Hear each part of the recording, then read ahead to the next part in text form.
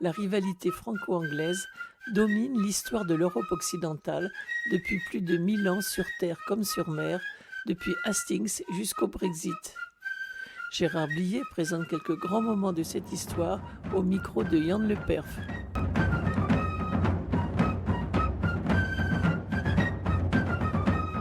Gérard Blier, bonjour. Bonjour Yann. Aujourd'hui, vous allez nous parler de la bataille des cardinaux. Tout à fait. Serait-il question d'un duel entre deux cardinaux? Non, absolument pas, heureusement d'ailleurs. Mais je sais que cette appellation a de quoi surprendre, mais finalement ce sont les hasards de la géographie qui font que, vous allez voir, on parle de cette bataille des cardinaux. Alors, nous sommes dans la guerre de 7 ans. Nous sommes dans la guerre de 7 ans, commencée en 1756 et qui va durer jusqu'à 1763. Cette guerre de 7 ans, elle se déroule entre la France et puis des puissances coalisées, en particulier la Prusse et l'Angleterre.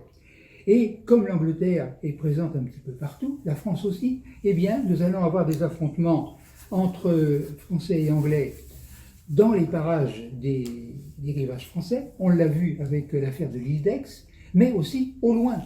Et nous verrons dans une prochaine émission que la rivalité franco-anglaise pendant la guerre de 7 ans, c'était malheureusement pour la France, à l'avantage de l'Angleterre, en Amérique du Nord et aussi aux Indes.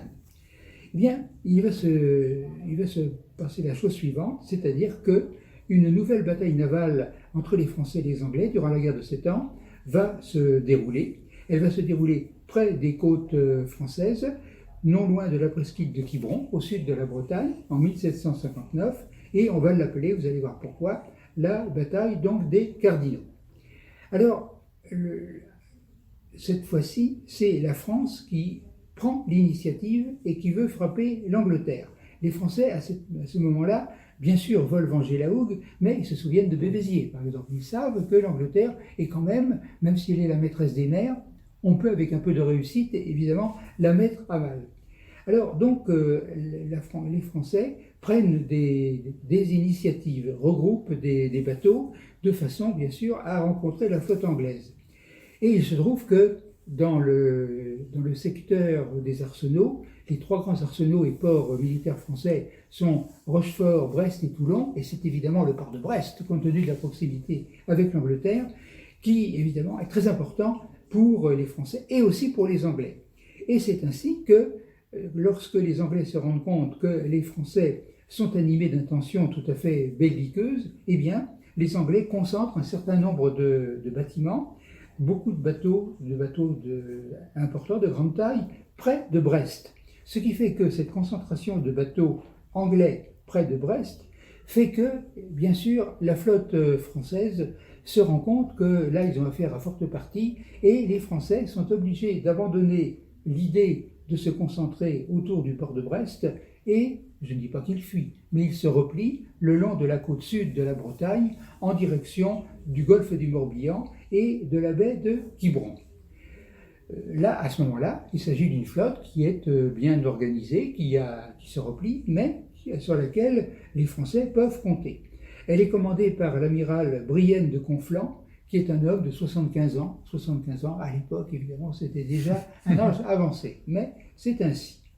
La flotte anglaise. Alors, la flotte anglaise, elle est commandée par une vieille connaissance. C'est l'amiral Hawke qui commandait l'expédition anglaise peu de temps auparavant, quelques années auparavant, sur l'île d'Aix. C'est donc une vieille connaissance pour les Français. Et Hawke, il l'a montré à l'île d'Aix. Hawke, ce n'est pas du tout un amiral qui tergiverse, c'est un homme qui est offensif, et les Anglais vont se montrer extrêmement agressifs.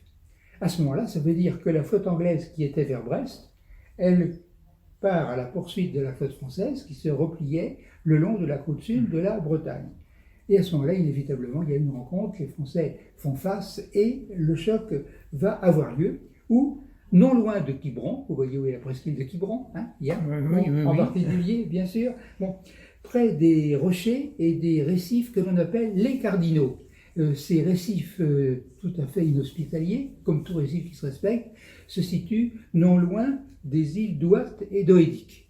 Alors donc, ce sont les récifs D'accord. des Cardinaux. La bataille navale va se dérouler là, et c'est pour cela qu'on va parler donc de la bataille des Cardinaux. Alors, nous avons deux flottes qui sont face à face, et on peut remarquer que là, il n'y a pas de déséquilibre, c'est-à-dire quand on prend les bateaux de ligne, ceux qui sont vraiment armés pour le combat, eh bien, il y a de chaque côté 30 bateaux. 30 bateaux à peu près, le même nombre de bateaux du côté anglais et du côté français. Bon, par conséquent, on pourrait s'attendre à une bataille serrée avec un résultat plus ou moins équilibré. Et non, c'est un désastre français. Après la hougue, au temps donc de Louis XIV, la guerre de la Ligue Toulouse-Bourg, eh bien là, c'est un nouveau désastre. Ce désastre, on peut le chiffrer. Les vaisseaux coulés, les Français, c'est vrai, coulent 2 vaisseaux anglais, mais ils en perdent 6.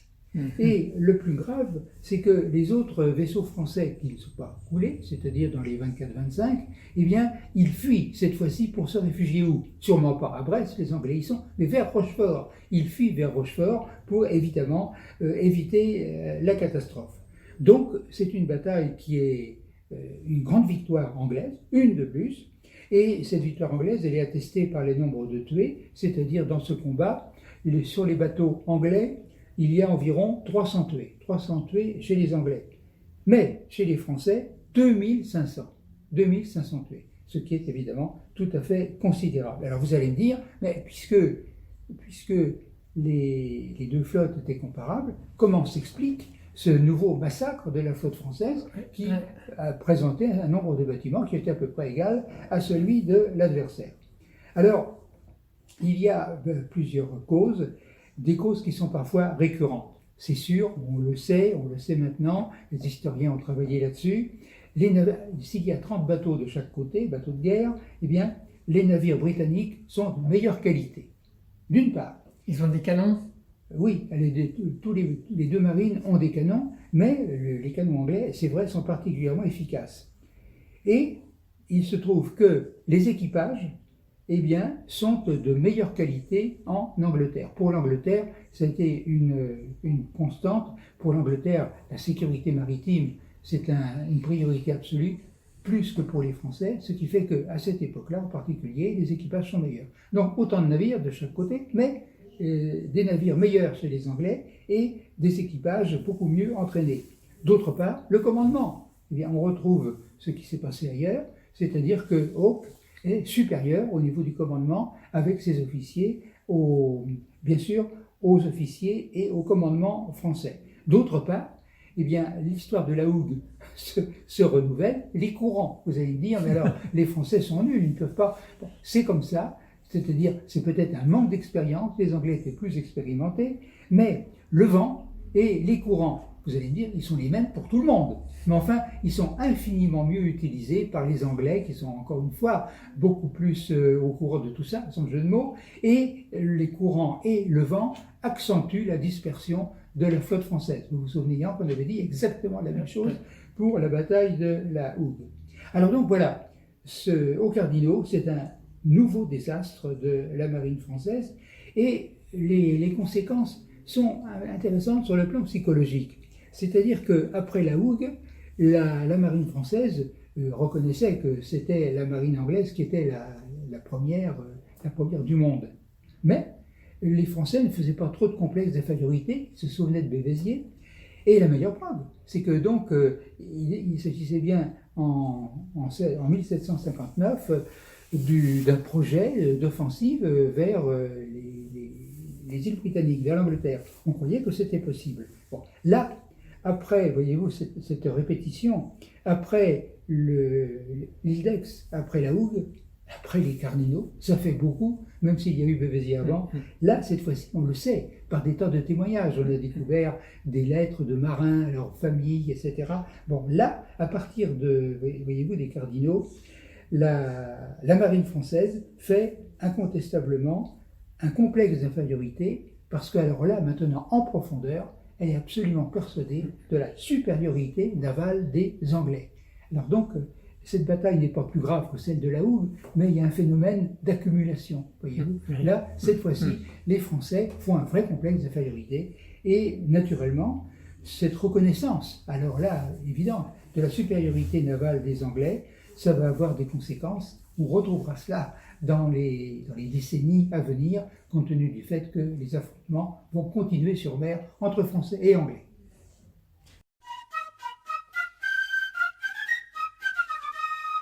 La rivalité franco-anglaise domine l'histoire de l'Europe occidentale depuis plus de 1000 ans sur terre comme sur mer, depuis Hastings jusqu'au Brexit. Gérard Blier présente quelques grands moments de cette histoire au micro de Yann Le Perf.